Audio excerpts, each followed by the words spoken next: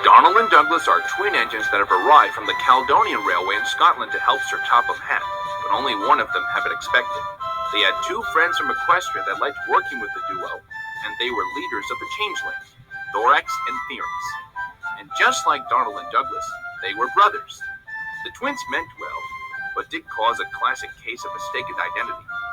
So they were assigned numbers. Donald was 9, and Douglas was 10. But they were still planning to send one of them back home.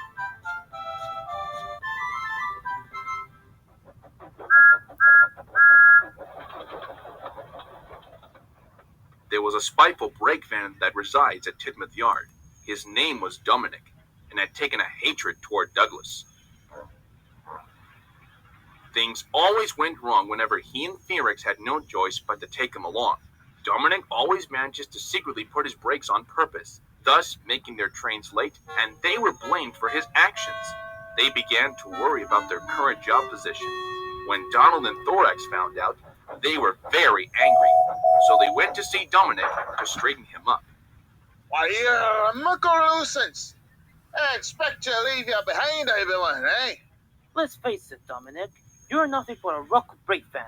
Give up with this attitude of yours and you'll be suffering the consequences. You can't do this to me. I'm essential. Oh, where are you? You're a little bit of escalation of the noise when I send done. Time to spike Dougie and Pharynx with you. Take that, you old Blake van! Ow! Ah, that really hurts.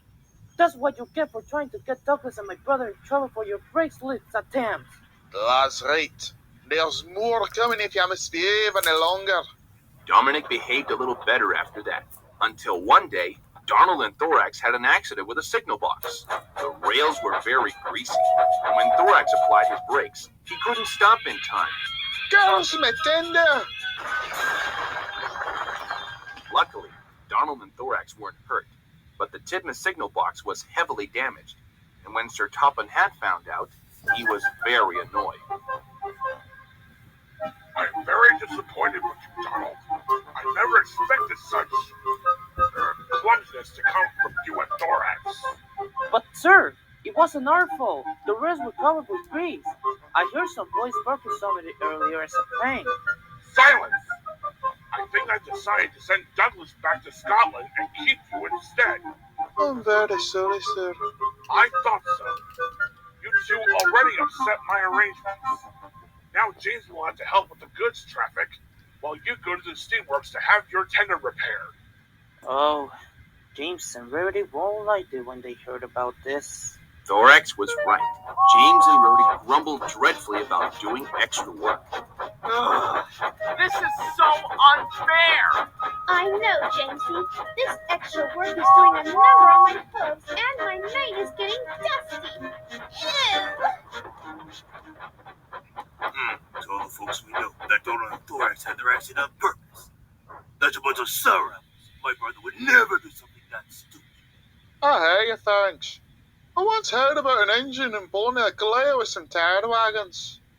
Oh, shut up, you Scottish git! It's not very funny! They didn't like being reminded about the same accident they had last year. Well. Surely, James, it wasn't you and Rarity. You didn't say. James didn't say anything else. He and Rarity just sulked silently away. You guys, have you heard? James and Rarity are across from Bay being overworked. Let's try to make them commercial still. James and Rarity tried their best, but they were exhausted with the greased wells work. Luckily, Douglas and Pharynx were already there on standby.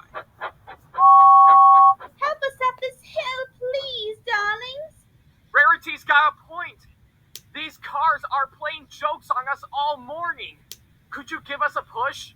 Why, sure. No task is tough for me and Douglas to handle. Right, buddy? We'll show them trucks is Gaffer. Slowly and carefully, the four friends forced the train up Gordon's Hill. But halfway up, James began losing steam. I can't do it. Too weak to go on. Suddenly, the train began slowing down, and the conductor was getting worried and anxious. But it was too late. Dominic was now in splintered pieces. Nobody was injured. Later, Edward and Applejack came to clear the mess. Sir Topham Hatt was on board and wasn't happy. I should have known that Douglas and Pharynx was the cause of this issue. Are you kidding me, sir? Douglas and Pharynx were a grand team. James didn't have any steam left, but Douglas worked hard enough for the strength of 3 engines combined. I heard his puffing from my yard. Eddie's right, sir. Douglas and Pharynx didn't mean to cause this train to stall. It was that dadgum brake van Dominic that was the problem. I've heard he's always slipped his brakes on purpose to make trains late. Please give him another chance, sir. They're no troublemakers. 2 problems would have been enough to handle. I want to be fair with you and Pharynx, Douglas, but I don't know. I really don't know what to do at this point. I'll need some time to think. Sir Topham Hatt then began making up his mind about which engine to send back to Scotland. And what happened to Donald and Douglas? Well, I shouldn't say any more, or I'll spoil the second half of the story.